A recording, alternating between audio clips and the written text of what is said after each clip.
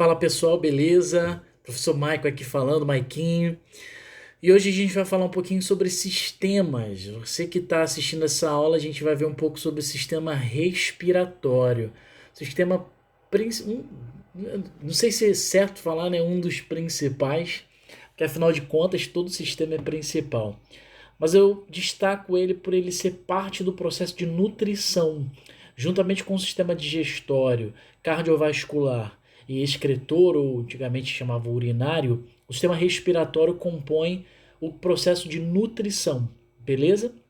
E é importante a gente falar sobre o sistema respiratório para a gente entender como é que funciona, principalmente o processo de troca gasosa. A função do sistema digestório é a captação de oxigênio e a eliminação de gás carbônico, que é tóxico para a gente precisa eliminar isso. Ao contrário, o oxigênio é vital, a gente precisa do oxigênio. Logo, ah, faz-se importante, extremamente necessário o sistema respiratório, beleza? A gente vai falar um pouquinho sobre a anatomia e fisiologia do sistema respiratório. É uma aula básica, não é uma aula muito detalhada, até porque é para níveis de ensino fundamental, oitavo ano, mas fica aqui o início, né, do estudo anatômico e fisiológico do sistema respiratório. Lembrando que a anatomia são as partes que compõem, né, esse sistema, enquanto a fisiologia é como funciona esse sistema, beleza? Deixa eu começar pelo básico, né? Todos os seres vivos necessitam de energia, alimento, enfim, e tudo isso vem pela respiração celular. A respiração celular é aquela que ocorre nas células, na qual a gente pega o oxigênio e junto com a glicose produz ATP, beleza? E a gente vai falar um pouquinho sobre a respiração pulmonar, que é aquela que ocorre nos nossos pulmões. E ela é evidência de que a gente está vivo, né? A primeira coisa que a gente faz quando alguém tá no chão deitado, desmaiou, é ver se ele está respirando, se ele está produzindo energia, né? E a gente divide o sistema respiratório em duas partes. Vias respiratórias, também conhecida como vias aéreas, e os pulmões, tá? Bom, a gente tem então aqui as vias respiratórias, que é o canal por onde o ar entra e sai dos pulmões. A gente tem as vias aéreas superiores, cavidades nasais, faringe e laringe, e as inferiores, traqueia, brônquios e também bronquíolos. Beleza? Começando pela cavidade nasal, ela é a nossa comunicação com o ambiente. É pelo nariz que a gente consegue perceber estímulos químicos através do sentido do olfato. Então, quando a gente cheira alguma coisa, quando a gente sente o cheiro de alguma coisa, a gente está falando aqui de vias respiratórias nasais, né, de canais aéreos nasais, tá? Através do olfato. E a gente é dividido em septo direito, septo esquerdo, né? O septo nasal, via aérea direita e esquerda. E lá dentro é muito interessante, porque a gente tem uma série de micropelos, né? São cílios, que auxiliam principalmente na defesa do nosso organismo. Junto com o muco, ele vai servir como proteção. Quando a gente respira, qualquer impureza que venha. Opa, caiu aqui. Qualquer impureza que venha, os cílios e o muco prende micro-organismos. É claro que alguns acabam passando, mas principalmente impureza, né? Acaba preso ali. É uma forma de defesa, é uma secreção, o muco e os cílios. E a gente tem muitos vasos sanguíneos. O nariz, né, a região nasal, é uma área extremamente vascularizada. E principalmente ela está em conexão direta com as células do cérebro. Por isso, irmão, toma um soco no nariz para você ver. Irmão, você vê estrela.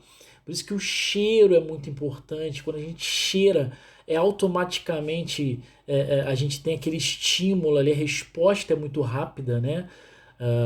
Tanto que as drogas ilícitas, muitas delas são vias nasais, né? As que têm efeito mais rápido, porque é ali contato direto com o cérebro, beleza? A gente tem logo em seguida, descendo um pouquinho, ali na região atrás do nariz e da boca, a faringe, que aliás é comum ao sistema respiratório e digestório, né?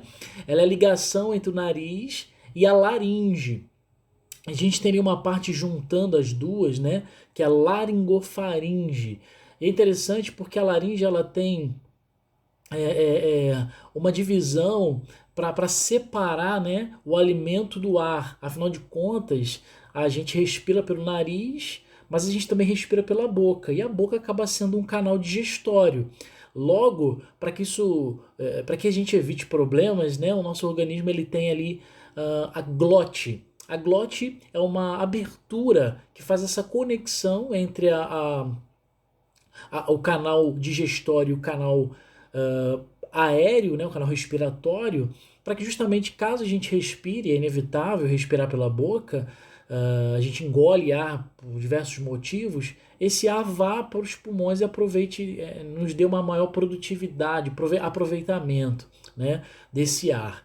E essa glote, ela está envolvida por uma membrana chamada epiglote. Quando a gente está respirando, a epiglote está aberta, né? Tá liberada, a glote está aberta através da epiglote e esse ar passa pela glote de boa ali, entra pela boca e passa ali para o pulmão, ali não chega aí para o estômago, boa parte dele. Quando a gente está comendo ou falando alguma coisa do tipo, ela fecha. Afinal de contas, a intenção, a epiglote fecha a glote para que o alimento não caia no pulmão, né? A gente não quer que isso aconteça porque a gente vai ter muitos problemas. Então ela fecha. Por isso que a gente tem esses esquema, por isso que às vezes a gente se engasga porque vai comer, vai respirar, vai rir ao mesmo tempo. Isso é um problema, não façam isso. Como se puder, como se desse para controlar às vezes, né? E ali também que estão as pregas vocais que causam a voz, né? A emissão de som. A gente tem ali o exemplo da glote aberta para respiração e da glote fechada para fonação, ou seja, para emissão de som, ok? Logo abaixo, na altura do peito, ali no externo, a gente vai ter a traqueia. A traqueia é esse tubo cartilaginoso, né? Que passa pelo meio do nosso corpo ali na altura do peito, ele serve para passagem de ar, ele é formado por anéis cartilaginosos. E olha que interessante, nessa imagem do lado a gente consegue ver que ela também tem cílios e ela também produz muco, assim como no nariz, até mais do que o nariz, porque ainda que passe alguma coisa pelo nariz, a gente vai ter a traqueia para proteger o nosso organismo de agentes externos, ok? E ela se ramifica em duas partes. Ela faz uma bifurcação que a gente chama de brônquios. Os brônquios são dois, porque cada um vai para um pulmão. Eles vão se ramificar em bronquíolos. Tá? Então a traqueia ela sofre uma bifurcação, são os brônquios, óbvio, para que o ar vá para os dois pulmões. E no final de cada brônquio eles vão se ramificar em bronquíolos. Beleza? Essa imagem ser um pouquinho torta aqui, eu peguei por causa dos pulmões, eu gostei muito desse esquema, mas eu vou sendo torto aqui na edição, então não repare. Claro, né? Eu peguei algumas informações da internet que fica melhor visualização, principalmente figura, que é mais né, melhor para a gente poder basear o que a gente está falando, ok? Bom, os pulmões a gente fica ali localizado na caixa torácica, tem o direito e o esquerdo, ele é envolvido por uma membrana pleura, né, membrana que reveste e protege os pulmões, facilitando o movimento respiratório. E lá dentro dos pulmões tem, de fato, o local, talvez o órgão mais importante de todo esse sistema. Tudo converge para os alvéolos pulmonares. E esses alvéolos, cara, estão cheios de vasos sanguíneos, porque o alvéolo, ele é uma bolsa de ar, a gente vai ver um pouquinho mais à frente, que se enche de ar. E quando ela se enche de ar, ocorre o que a gente chama de hematose, a troca gasosa em nível sanguíneo. Em volta do alvéolo passam vasos muito finos chamados de capilares sanguíneos, aonde a molécula de oxigênio ela entra por esses capilares e a molécula de gás carbônico sai e ocorre então essa troca. O oxigênio que está lá no alvéolo vai para o capilar e o gás carbônico que está no sangue sai do capilar para o alvéolo. A gente vai ver melhor aqui na frente um pouco. Tudo isso é ajudado por alguns músculos. Um deles é o diafragma. Você está vendo a imagem aí, é um músculo respiratório exclusivo de mamíferos, separa o tórax do abdômen e ele que controla o movimento respiratório. É ele que pressiona o pulmão para ele esvaziar e que alivia a pressão do pulmão para poder encher. Ele fica localizado bem ali embaixo. A gente tem outros músculos também aqui na região da costela, chamada de músculos intercostais. Eles vão auxiliar o quê? Na abertura e fechamento da parte da costela aqui, né? Afinal de contas, quando esse pulmão enche, o nosso tórax, né, ele acaba abrindo porque as costelas, né, vai enchendo e elas abrem para facilitar o pulmão, para que permitir que ele se encha e fecha para esvaziá-lo também, né? Como é que funciona a renovação de ar nos nossos pulmões? A gente precisa lembrar que ventilação pulmonar é a entrada e saída de ar dos pulmões. E ela ocorre de duas formas. São dois movimentos na ventilação. Primeiro, a inspiração, que é um fenômeno ativo, a gente puxa o ar, né? E a expiração, que é um fenômeno passivo, né? A gente acaba fazendo isso inevitavelmente. A inspiração, ela é a entrada de ar, né? Eu costumo falar com os alunos, lembra do in, né? Do inglês, entrada, inspiração. Não é uma inspiração divina, né? A gente está falando de inspiração de ar. Ocorre pela contração muscular e aumento do tórax. Imagina um fole, né? Essa imagem aqui do lado. É mais ou menos desse jeito. E a expiração, relaxamento do músculo, o tórax diminui e o ar sai. Tá? Os músculos intercostais fecham, o diafragma relaxa, né? ele sobe e o ar sai. Aqui, os intercostais abrem as costelas, o diafragma se contrai descendo e o ar entra. Tá? Aqui são os alvéolos. Ó. Na ponta de cada bronquíolo, a gente tem essa quantidade de bolsas aqui, essas bolinhas, são bolsas de ar, que quando a gente respira, elas enchem de oxigênio.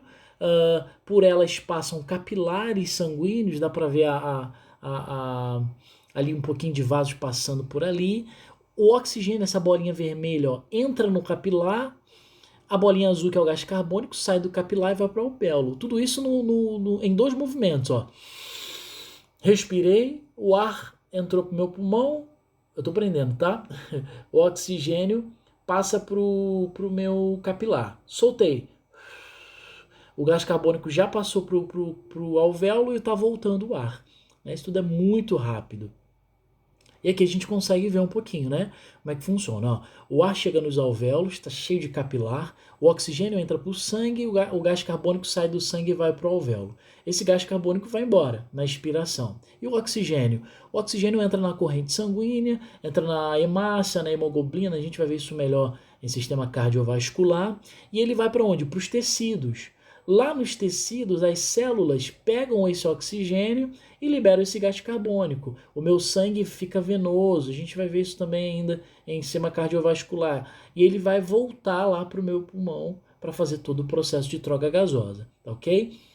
Bom, basicamente é isso, gente, um pouquinho sobre respiração celular, de forma bem resumida, mas eu acho que deu para entender um pouco como funciona esse nosso sistema. Tá bom, pessoal? Um abraço para vocês, boa tarde, fui!